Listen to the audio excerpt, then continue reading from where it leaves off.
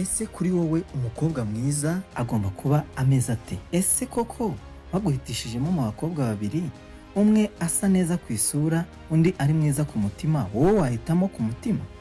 Mu gihe ukirwana n'umutima utekereza kumbeshya, reka nkwereke abakobwa bafite uburanga, nyashi ndetse n'igikundiro hano mu Rwanda. Dore ko mu makuru mabwa n'abamotari ngo hari bamwe mu bakomeye batagitora agatotsi kubera abeza Imana yaremye bigishyushye. Nyita bigezweho. Ku mwanya wa 10 turahasanga umukobwa mwiza witwa Sasha Ketty. Uyu Sasha Ketty benshi mumaze kwibagirwa ko yahoze ari umuhanzi mu ndirimbo nk'izi.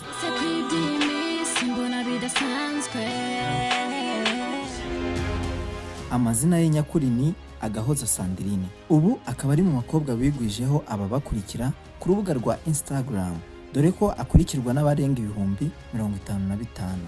Uyu mwari kandi imbaraga nyinshi yazishyize mu bucuruzi bw'imyenda, kuko kuririmba ntabwo akibikora nk'akazi ka buri munsi. Twihuse cyane ku mwanya wa 9 turahasanga Marina Deborah. Uyu mwari we n'umuntu ukigura za smartphone namwe muzi zigezweho, usanga ahita ajya muri Google akandikamo ngo ese koko Marina yibagishije ikibuno? Imiterere n'ubwiza bw'uyu mwari nibwo bwatumye benshi bacyumva ko arwaye, nta kindi batekereje usibye kumva ko yaba yaribagishije bikarangira bimugizeho ingaruka. Ibi ntitwabyemeza cyangwa ngo tubihakane, ahubwo icyo tubona nuko ari mu beza dufite ino. Kuri Instagram Marina akurikirwa n'abasaga 260,000. Uyu Marina mu makuru nyesha abamotari nuko yahoze akundana na Iva Music, dore ko bafitanye n'indirimbo yakunzwe na benshi ariyo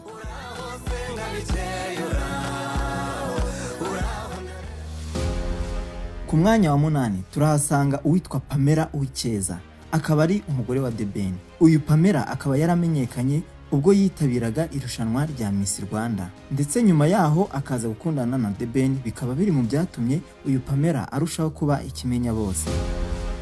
Ku mwanya wa 7 turahasanga ufite amataye ashavuza abatari bake, na wundi ni Orugabe. Uyu Orugabe ni umucuruzi ucuruza imitako y'abakobwa, mu yandi magambo ni bijouterie.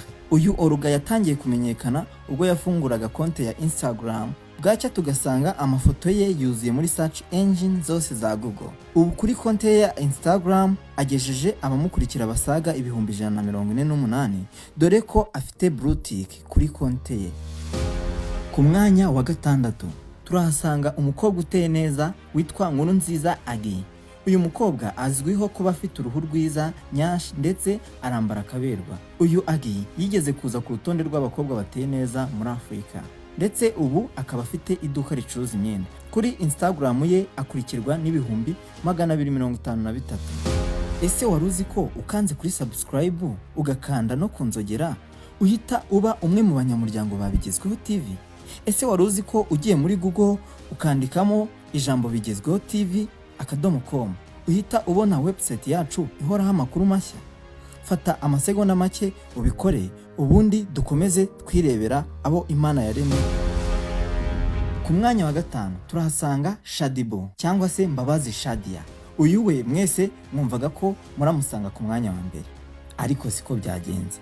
Uyu Shadibo ayoboye abakoresha urubuga rwa Instagram, kuko ari we ufite abamukurikira benshi hano mu Rwanda, agejeje 1,100,000 birenga. Uyu afatwa nk'umukobwa umwe rukumbi mu Rwanda wahiriwe n'ubwiza, dore ko hari kampani nyinshi zimusinyisha contract z'amamiliyoni menshi kugira ngo abamamarize ibikorwa byabo. Ku mwanya wa 4 turahasanga umukobwa utagira ukwasa witwa Isheja Uwase Emerine. Uyu Emerine asanzwe yaramamaye mu bakobwa bazi kurya amafaranga yabo bwite, ariko yagarutsweho cyane mu minsi ishize ubwo umuhanzi The Ben yagaragaye akurura ishanga uyu mukobwa yari yambaye. Si ibyo gusa kandi, nyuma gato uyu Emerine yaje kugaragara kuri TikTok asa nk'umuntu inzoga zavuniye umuheto yasinze bikabije. Uyu Emerine yaje gutangaza ko uriya mwabonye The Ben akurura ishanga atari we, ahubwo uriya yitwa Kwizera Emerine, abantu baje kubitiranya. Uyu mwari uteye neza ukomeje guteza imitima y'abagabo guhorana ibyifuzo, kuri Instagram akurikirwa n'abasaga 15,000. Ku mwanya wa 3 turahasanga umukobwa benshi mutari mwiteze. uwo nta wundi ni Fofo cyangwa niyo mubyeyi Gentille Noella. Uyu akaba yaramenyekanye cyane muri sinema nyarwanda dore ko azwi muri filime ya Papa Sava, ndetse akaba yarigeze kwitabira irushanwa rya Miss Rwanda ariko ntibimuhire. Uyu Noella kuri Instagram akurikirwa n'abasaga 80,000. Ku mwanya wa kabiri turahasanga ikizungerezi ndetse akaba umuherwe Dabiju. Uyu akaba yarigeze kwamamara mu rukundo rwe na Yago, bikaza kurangira Yago amushinje kumurisha dashi dashi.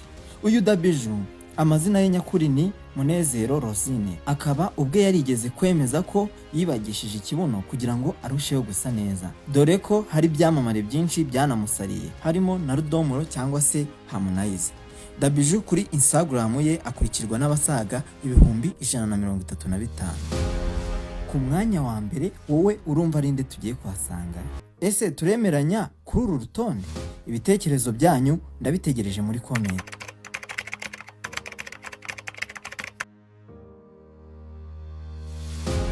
Ku mwanya wa mbere tuhasanga Yolo the Queen. Uyu we kumubona bisaba kuba wariye, wanyoye ndetse uba mu nzu wiguriye, ubundi ukaryama ugasinzira neza ukamurota. Yolo the Queen ubu kuri Instagram akurikirwa n'abasaga 419,000 mu gihe we akurikira abantu 8 gusa. Uyu akaba yaramenyekanye ku mafoto gusa kuko no mu byamamare byose nta uremeza ko yahuye na Yolo the Queen amaso ku maso. Cyakoze umuhanzi Harmonize cyangwa se Rudomoro yigeze kwerekana amafoto avuga ko ari kumwe na Yolo the Queen, ndetse n'uyu Yolo the Queen yemeza ko ari byo. Kandi ikindi twigeze no kubona amafoto menshi agaragaza Yolo the Queen ari kumwe n'abahanzi bakomeye b'ibyamamare nka Drake ndetse n'abandi batandukanye. Uyu mwari utagira uko asa bivugwa ko yahoze atuye i Rwamagana ariko akaza kwimukira i Kigali. Ntiwibagirwe gukora subscribe, comment, like na share kugira ngo ibiganiro byacu dushyiraho umunsi ku munsi ujye ubibonera ku gihe kandi mu bambere. Murakoze, twitwa Bigezweho.